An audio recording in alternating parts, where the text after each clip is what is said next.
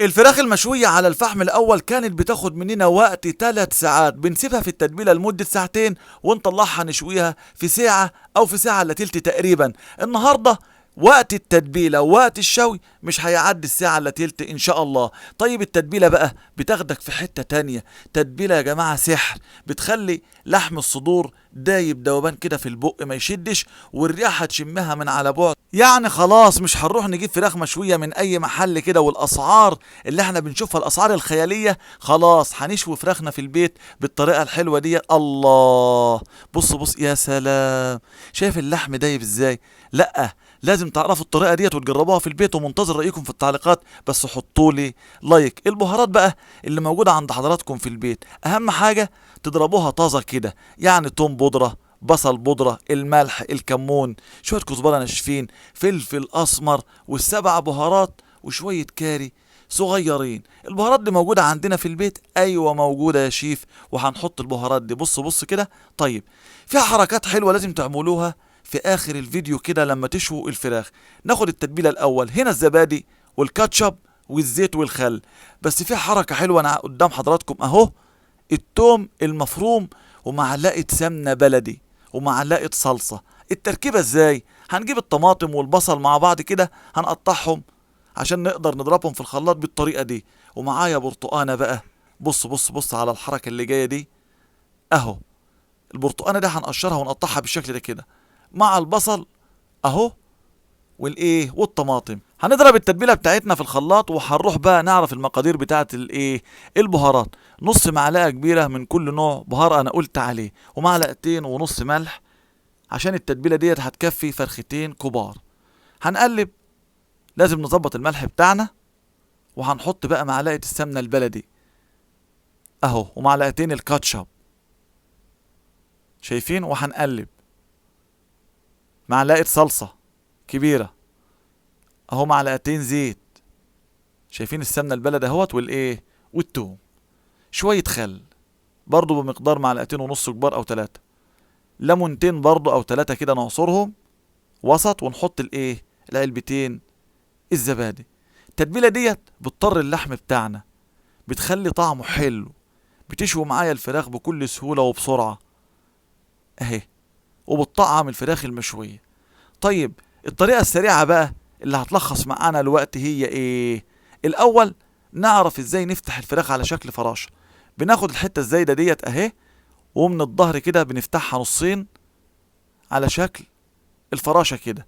هناخد العظمه والقرقوشه اللي في النص ديت هنشيلها، سهله قوي.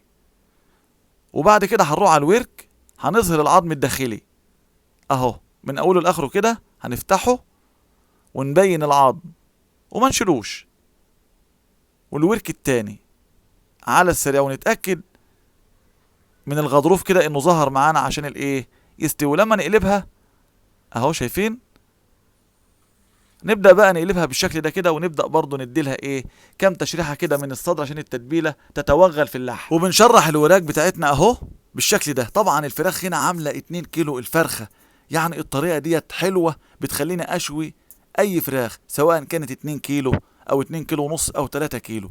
هشويها يا جماعة عشان الطريقة ديت بتلخص معايا الوقت، وبتشوي الفراخ مهما كان حجمها. هوزع التتبيلة كده في صينيتين، واحط الفرخة على التتبيلة وابدأ اشربها بقى. كنا بنقول الاول حطها في التلاجة لمدة ساعتين تشرب التتبيلة، لا النهاردة هقول لك حطها على البوتاجاز على طول، وغطيها وولع النار عشان الفراخ تستوي بشكل كامل في الصينية. بص كده على المشهد، بص بص، الله يا سلام على التتبيله الحلوه، والله شكلها يجنن. غسيل الفراخ ما ننساهوش طبعا، المحلول الملح والدقيق والخل والليمون كده والميه، ننقع فيها الفراخ فتره، وبعد كده نروح نشتغل فيها بقى، سواء كانت هتتعمل صينيه، هتتعمل مسلوقه او مشويه. دي طريقه الفراخ الحلوه والمحلول المناسب للغسيل. هنكشف بقى على الفراخ بعد ما استوت، ونروح نشتغل على الفحم. انا اضطريت استعمل الطريقه ديت عشان كان في شخصيه مرموقه وعزيز لقلبي قوي رن عليا وقال لي يا شيف رضا، انا عارف انك في اجازه وانا جاي لك في الطريق اتغدى معاك فراخ مشويه على الفحم بطريقتك، بس قدامي نص ساعه واكون عندك وانا جعان قوي. قلت له عناية يا باشا وتشرفني. قمت بسرعه جبت الفراخ، ما لقيتش غير الحجم ده، يعني الفرخه عامله 2 كيلو. كان لازم استعمل الطريقة ديت عشان الخص الوقت، ويجي الضيف العزيز لقلبي ده يلاقي كل حاجة جاهزة يتغدى معايا بألف هنا وشفا. صورت الفيديو عشان حضراتكم تستفيدوا معايا وتقدروا تعملوها برضه في البيت. بص كده على الفراخ، هطلعها من الصينية واحطها في الشباك، ولازم الفحم يكون ايه، يكون صافي، يعني لونه احمر، مفيش نار والعة فيه، نار ملتهبة لا، لازم يكون جمري بالشكل ده كده. وابدأ اهو اهوى عليه.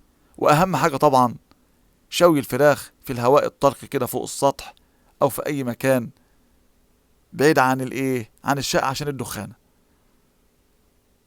هنا بقى هنجرنش السرفيس بطريقة حلوة. هنحمر شوية بطاطس حلقات رفيعة قوي، ومعايا طبعا البرتقان، طماطم، ما ننساش البقدونس والشبت والكزبرة في اي حاجة مشوية. المشويات عموما بتحب الايه، البقدونس. اهو اللي موجود عند حضراتكم منه اعملوا شبت بس خضرة، بقى 3 مع بعض يعني اللي موجود. هنقطع بقى ناعم على البلانشة، ولما الفراخ تاخد اللون المناسب نطلعها يا جماعة. هي مستوية معايا في الصواني، شربت التتبيلة وهي على النار، ومش هتتحرق معايا عشان ايه، هديلها اللون الذهبي بالشكل ده كده. الله يا سلام، شامين الريحة؟ بص كده لما تشوفوا اللحم كده هو سايب، طريقة خيال. هقول بقى على أسرار اعرفوها. الليمون والطماطم والكيوي والزبادي او اللبن او الكريمة اللباني بيخلي اللحم بتاع اي حاجة مشوية طري سايب من بعضه. ليه؟ الحمض اللي موجود في الايه، في الليمون وفي الطماطم والكيوي بيخلي لحم الفراخ المشوية بتاعتنا سايبة من بعضها وما تشدش معايا. هنا بقى الفراخ خلصت اهو، بص كده من لمسة واحدة، بص سايبة من بعضها تماما عشان التتبيلة. بص اهو، شايف من لمسة واحدة. طيب هوريها لكم في الإضاءة. الناس بقى اللي عايزة تشم ريحة الفحم قوي، بص سايبة ازاي، بص حلوة قوي. بنجيب الفحم بتاعنا وهو احمر زي ما هو، وبعد ما نجرنش السرفيز هنحط فحماية او 2 او 3 على حسب في حتة سيلفر كده، ونحطها في السرفيز بتاعنا، وبنقطة زيت او سمنة على الفحم هنخليه يدخن بشكل اللي هتشوفوه دلوقتي. وبعد كده نكمرها بسيلفر لما الدخان يغمر او ايه، او يحيط بالسرفيز بشكل كامل. وبعد كده نكشفه بقى على السفرة، تشموا الريحة، تخلوا، بص بص بص اهو، شايف الدخانة؟